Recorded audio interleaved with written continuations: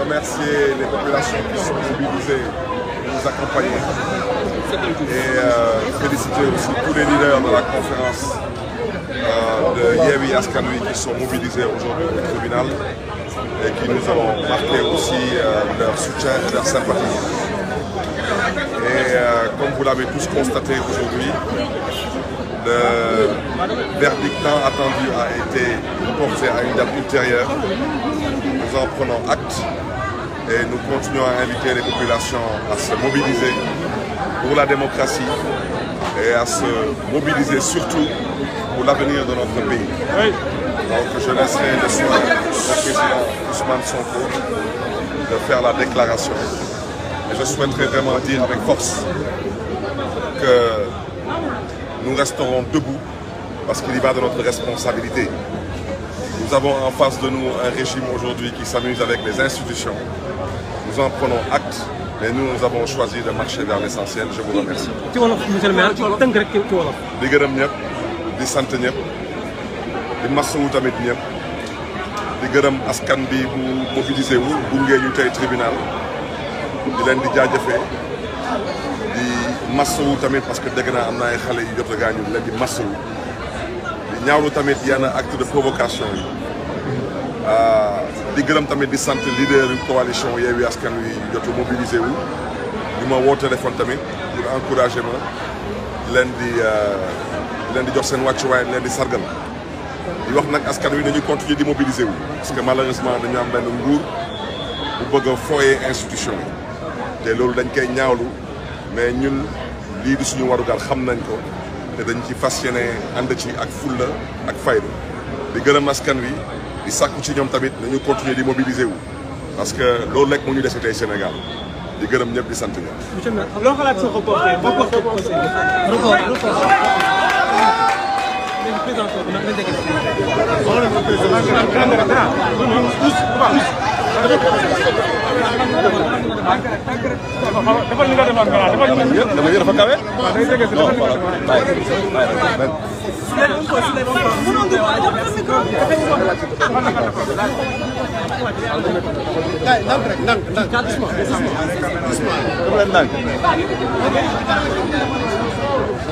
Wàcce le micro yi. Wàcce le micro yi. Vous descendez un peu. Non, non, descendez.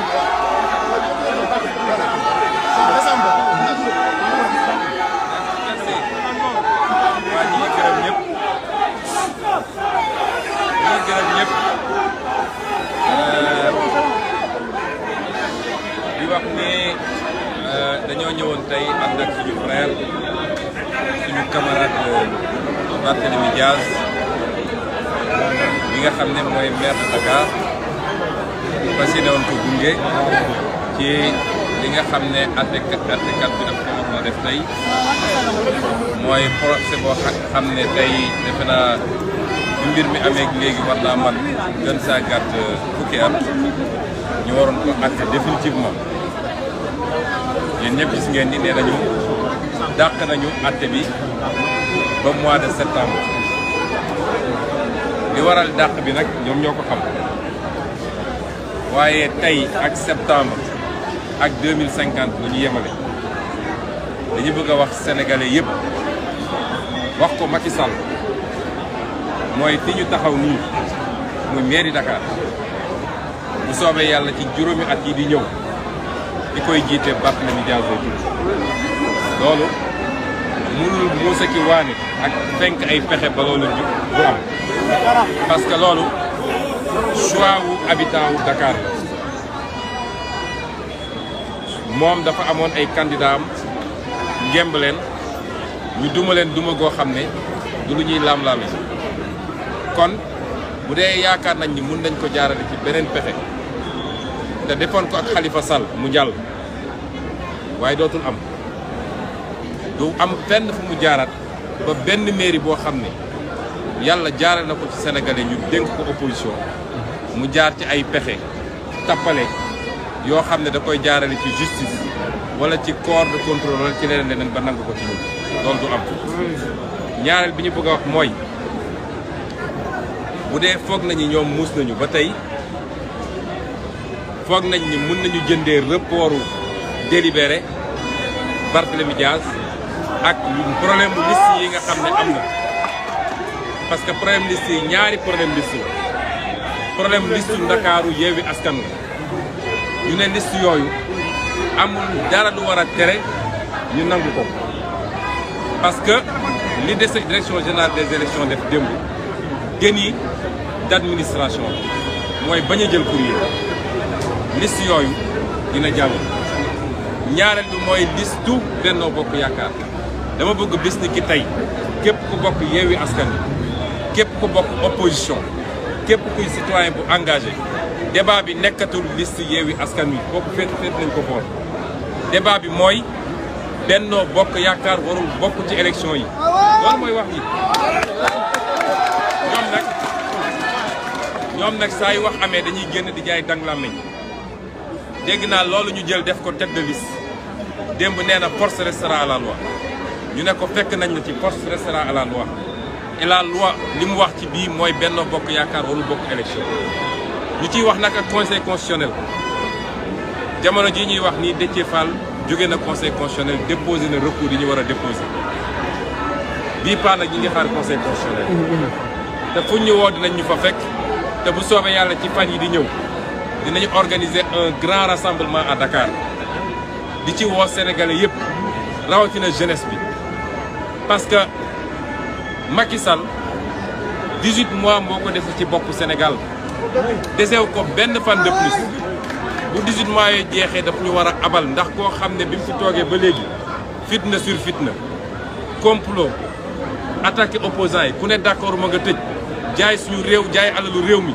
wër di yelwaan suba ngoon naan tubaab bi jox leen ni kooku Sénégal ci boppam moo dayal ci moom 18 mois yooyu nag moo ko fi dese bu yaakaaree ni mun na jaar ci ëllëg pour li nga xam ne moo war a acter définitivement la fin muy élection législative yi ndax na boppam loolu lañ ci bëggoon wax ci lu gàtt. di delloo si di delluwaat di masawu ndax am na nee nañ ñu ci provocation yooyu am ci yoon bi am na ñu ci gaañu ñii di jóg di provoquer dañ leen di wax ñu tey parce que koo ëppul doole ko gaaw a song koo ëppul doole ko gaaw a song ndax lii mun nañ ko organiser ba tey maire bu fi organiser provocation dootoo génn Dakar loolu mën nañ ko te dañuy jël le peuple à témoin ñuy dox romb di dem seen yoon mooy que leen di attaqué parce que bu riposte amee rek boo matul dootoo génn ci sa mairie. kon en français ce que je veux dire ce que j'ai dit en wolof rapidement c'est d'abord dire que nous étions venus à notre nom et au nom de tous les leaders de Yewwi Askan Wi. Beaucoup de leaders étaient déjà au tribunal. Beaucoup de leaders. Donc, au nom de tous ces leaders-là, nous étions venus accompagner M. le maire de Dakar, Barthélémy Diaz, pour le verdict qui devait être rendu aujourd'hui et qui devait nous permettre de tourner une page qui dure depuis très longtemps, depuis plusieurs années maintenant. Le tribunal a décidé de renvoyer le prononcé de ce verdict. Il en a le droit. On n'en connaît pas les raisons. Mais ce que nous voulons dire sur le plan strictement politique, c'est que celui qui pense pouvoir acheter la forfaiture qu'ils veulent faire sur la liste de Yewwi Askan Wi à Dakar par le report du verdict sur le procès en appel de Barthélémy Diaz, il se trompe. Pour nous, ces deux sont non négociables. La liste Yewwi Askan Wi de Dakar doit être réintégrée parce qu'elle n'a pas été foreclose et que la Direction générale des élections a commis un déni d'administration en refusant de prendre les rectifications qui étaient apportées hier par le mandataire. Mais l'élection de M. Barthélémy Diaz et de toute l'équipe municipale, parce que cette équipe municipale, il faut le comprendre, c'est l'équipe de tout Yewwi Askan Wi. Il y a des conseillers de PASTEF, des conseillers du PUR, des conseillers de AND, des conseillers de toutes les autres formations politiques. Cette victoire durement acquise, nous voulons dire à Macky Sall que s'il pense que c'est par ce dossier qu'il va passer pour reproduire la forfaiture qu'il avait déjà faite avec M. Khalifa Sall, il se trompe lourdement. Et c'est pourquoi je dis, ni l'un ni l'autre ne sont négociables pour nous. Mais lancer aussi un appel. Ils ont voulu nous retarder avec un débat sur oui, à Yewwi Askan Wi, tel a fait ceci, tel a fait ça. C'est dépassé pour nous. Désormais, il n'y a qu'un combat, c'est que Benno Bokk Yakaar ne doit pas être sur la ligne de départ. Hier, ils ont admis qu'ils ont déposé plus de parrains qu'admis par la loi. Cela suffit, il n'y a plus de débat. Benno Bokk Yakaar ne doit pas compétir. Et eux-mêmes ont dit que force doit rester à la loi. S'ils pensent que force doit rester à la loi, c'est faire des forfaitures et se réfugier derrière les forces de défense et de sécurité à qui on fait jouer un rôle qui n'est pas le leur. Et penser qu'on veut faire un forcing, ils se trompent. Force restera à la loi et nous interpellons directement le Conseil constitutionnel. Il faut que ce Conseil constitutionnel arrête d'être à la solde de Macky Sall.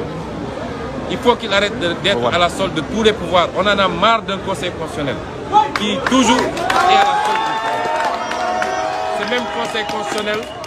Ce même Conseil constitutionnel, et ça c'est un argument superfétatoire même, mais ce même Conseil constitutionnel avait dit en 2019 que le seul fait que Malick Gakou ait déposé plus de parrains qu'autorisé par la loi suffisait à invalider sa liste. Ce même Conseil constitutionnel ne peut pas revenir nous dire que Benno Bokk Yakaar, qui a déposé plus de parrains que de normes, va être admis pour compétir. Il faut que les gens arrêtent. Et le débat aujourd'hui, c'est ça. C'est non à la candidature de Benno Bokk Yakaar à ces élections. Et dans les jours à venir, nous allons développer une feuille de route. Nous allons nous mettre en formation de combat. Et nous allons faire face à Benno Bokk Yakaar et à Macky Sall. Je vous remercie.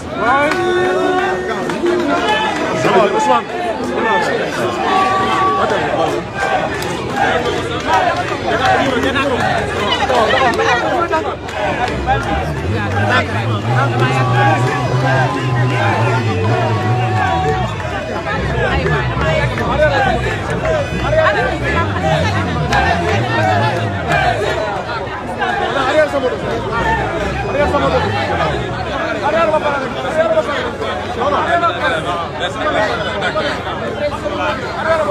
Wala nañ la de.